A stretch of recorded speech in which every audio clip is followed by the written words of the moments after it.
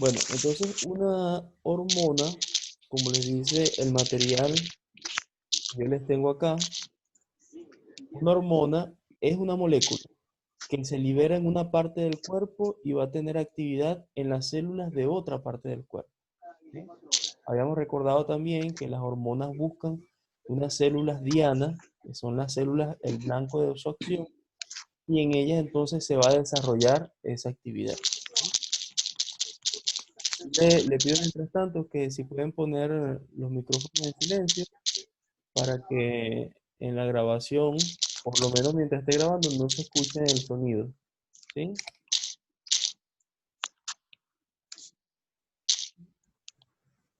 Bien.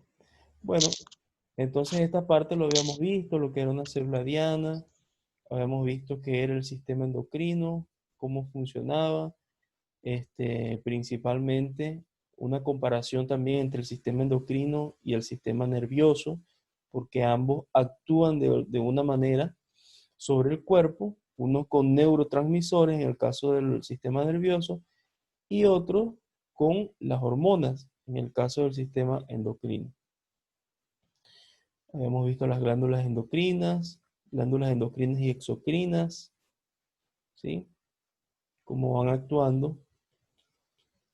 Toda esta parte ya la habíamos visto en esa primera clase. Cómo actúa una hormona circulante y local, lo que era una hormona paracrina y autocrina, ¿sí? Ahora íbamos a ver la parte de hormonas liposolubles e hidrosolubles. Así que esta parte es la que nosotros vamos a empezar a ver a partir de la clase de hoy. Primero, una hormona liposoluble son aquellas, ¿sí?, que se derivan del colesterol, ¿sí? Son hormonas llamadas esteroideas. Y cada hormona esteroidea va a tener un grupo funcional, así como lo ven ustedes acá, perdón, en la pequeña molécula esta que está acá. Las hormonas van a cambiar en uno de los grupos funcionales que está unido a la molécula. Y este pequeño cambio en esa molécula es la que va a hacer que se derive en una función o en otra función, ¿sí? Solamente ese pequeño cambio. ¿Cuál es el mecanismo de acción de las hormonas? Bueno, primeramente sabemos que las hormonas van a tener una función que va a depender también de la célula donde va a tener acción. Además, también sabemos que una sola hormona puede tener movimientos en varias células, puede tener respuesta en varias células. Y además, también sabemos que una hormona tiene que anunciar su llegada a las células dianas por medio de los receptores, de lo que habíamos hablado la semana pasada, que cada célula tiene sus receptores y por eso va a recibir a ciertos tipos de hormonas. Bueno, ahora también vamos a tener la información de que las hormonas hidrosolubles y las liposolubles van a ser recibidas de distintas maneras. En el caso de las hidrosolubles, los receptores van a estar en la membrana plasmática de la célula que van a ser, que va a recibir a la hormona. Mientras que las liposolubles, los receptores van a estar localizados dentro de las células dianas. Esa es una gran diferencia. Ya vamos a ver cómo funciona cada una de ellas. Pero tenemos que tener en cuenta eso.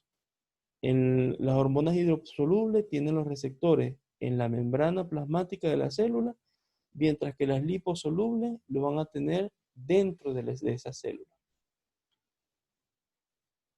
Empezamos entonces con las liposolubles.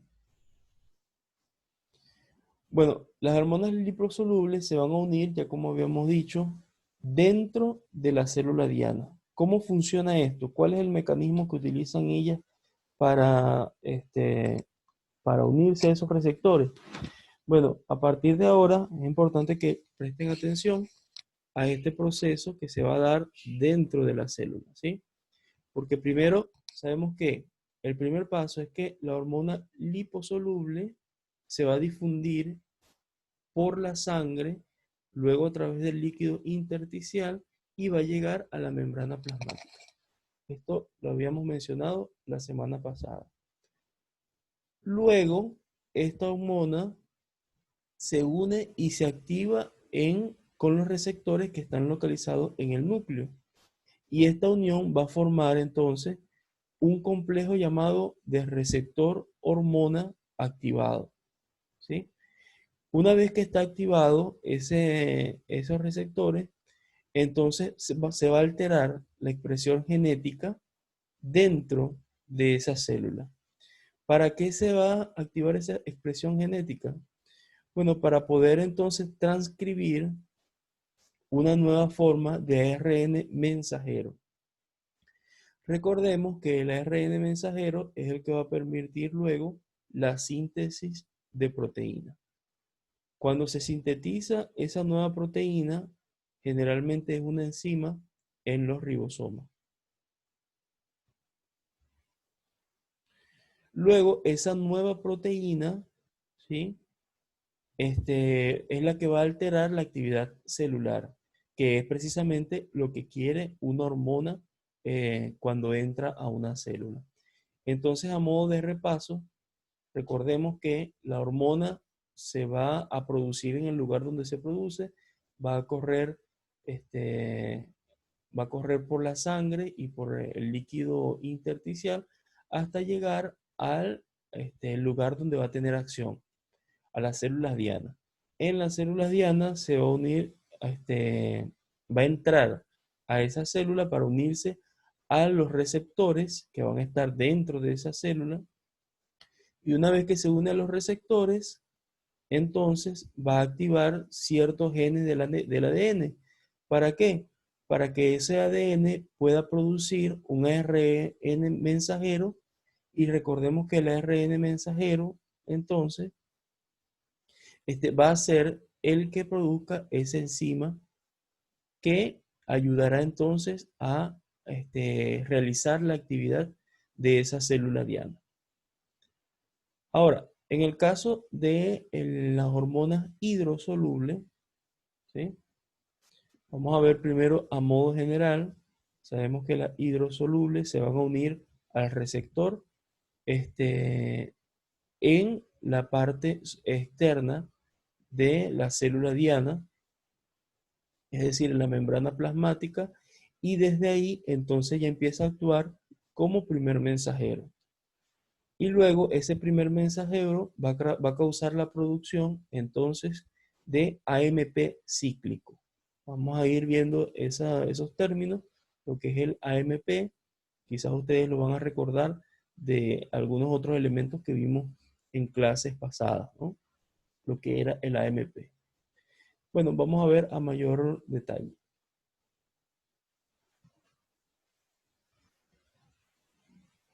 Ajá. Entonces, la hormona hidrosoluble, como primer mensajero, se va a difundir por medio de la sangre y a través del líquido intersticial.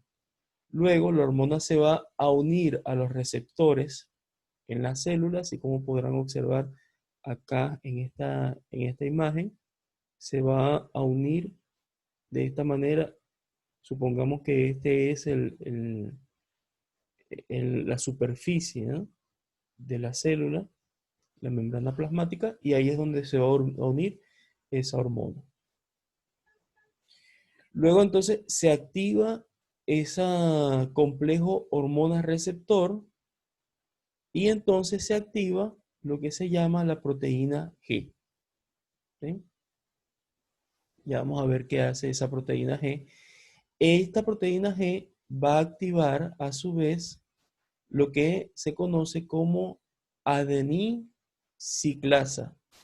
Y esa adeniciclasa es la que va a convertir el ATP de la célula, del que está dentro de la célula, es decir, el material energético de la célula, lo va a convertir en AMP. Entonces, si nosotros ponemos atención en este proceso, como vimos la clase hace varias clases atrás, el ATP es el adenosín trifosfato y tiene que sufrir un proceso de desfosforilación para convertirse en AMP, o sea, adenosín monofosfato. Recordemos acá, antes que se me olvide mencionar, que si entonces este ATP se desfosforila, quiere decir que está gastando energía, ¿cierto?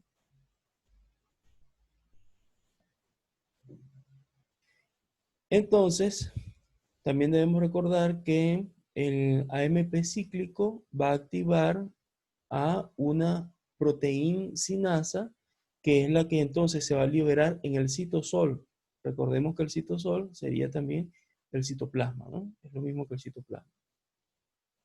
Y entonces el que le va a dar un grupo un grupo fosfato.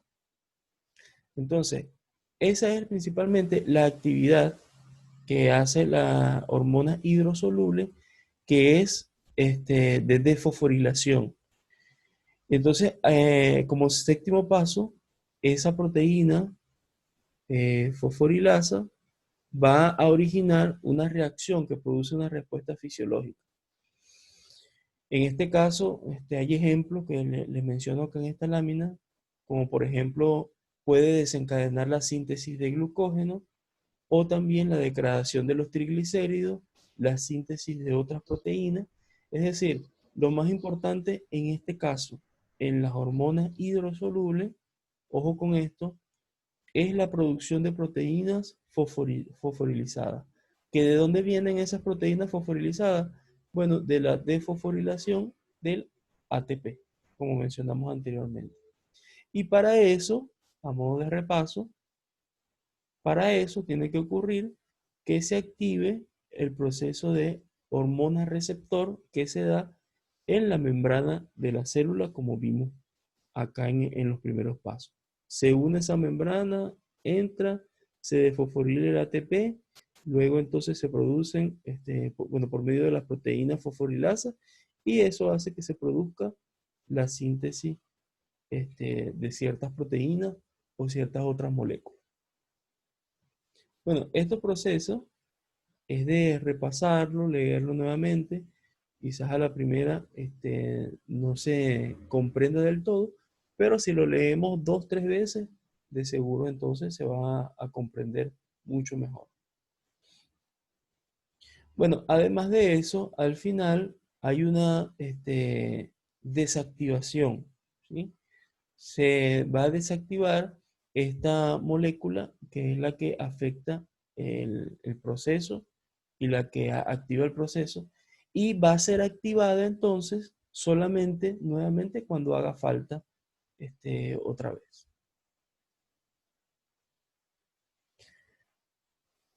Bueno, además de eso tenemos que las glándulas endocrinas, fíjense dónde se pueden ubicar. Podemos decir, mencionar la glándula pineal, el hipotálamo, la hipófisis, de la cual vamos a ver más a profundidad justamente en esta clase. Tenemos la tiroide, el timo, las glándulas suprarrenales, también el páncreas, los ovarios y los testículos, que tienen unas acciones especiales estos últimos. ¿Sí? En el caso de las endocrinas, recordemos que es el conjunto de glándulas que van a producir esas sustancias mensajeras llamadas hormonas, virtiéndolas entonces a los capilares sanguíneos, y esto va a correr hasta el lugar que tengan acción en la célula diana.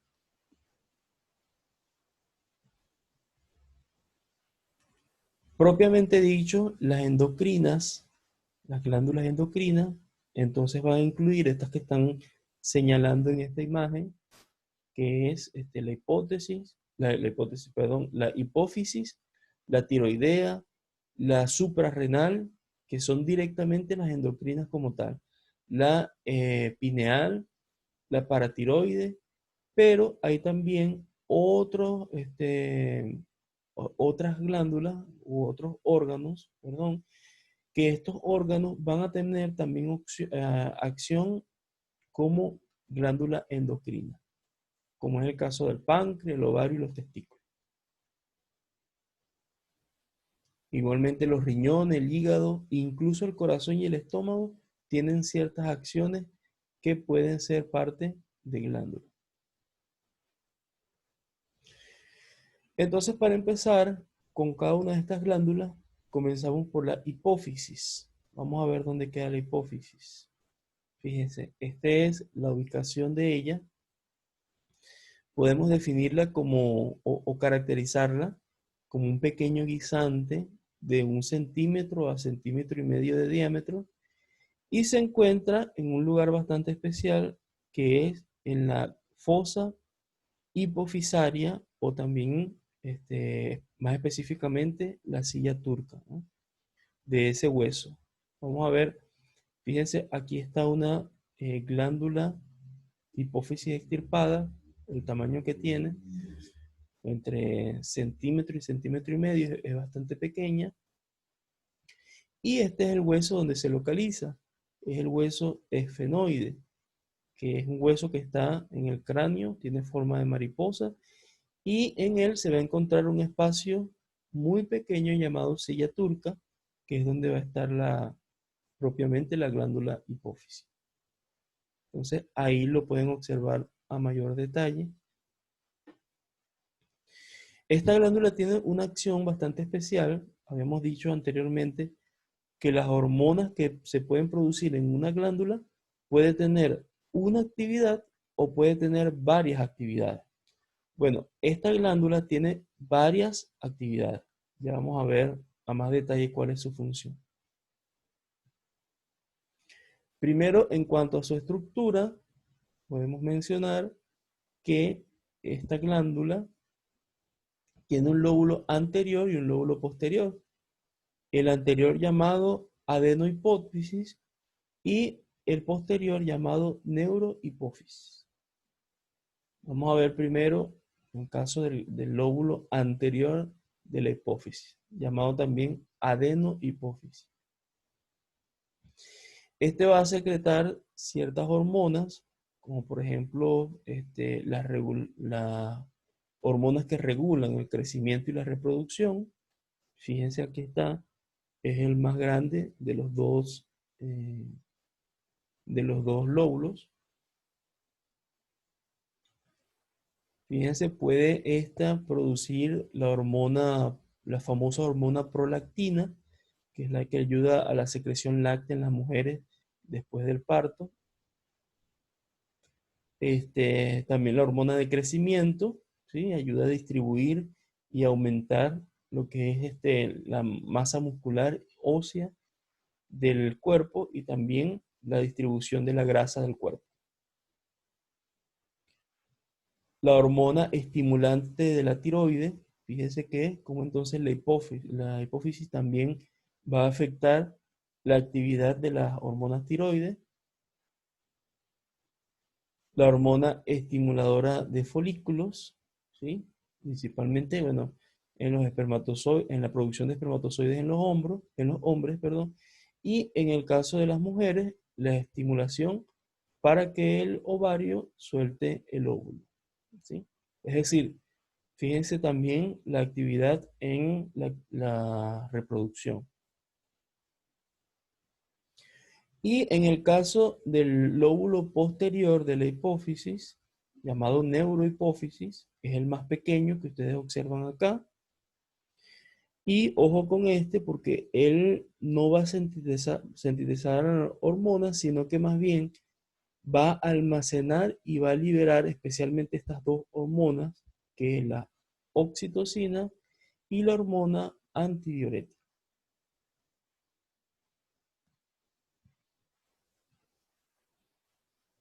Recordemos que la oxitocina es una hormona bastante famosa, y esta va a ayudar a los reflejos de la lactancia materna, y también va a ayudar en la contracción durante el parto.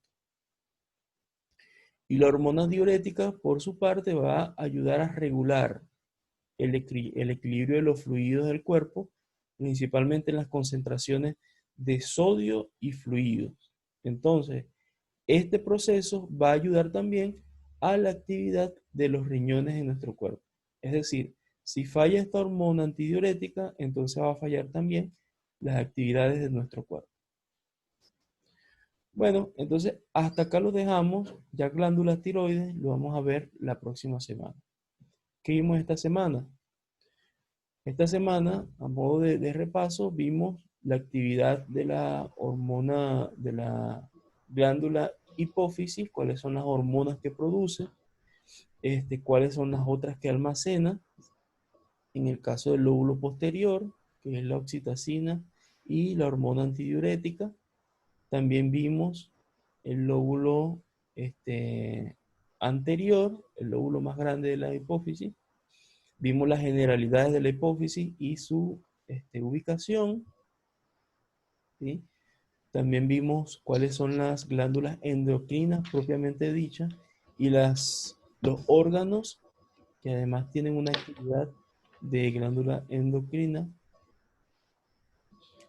Vimos además cómo actúan las hormonas hidrosolubles y las liposolubles.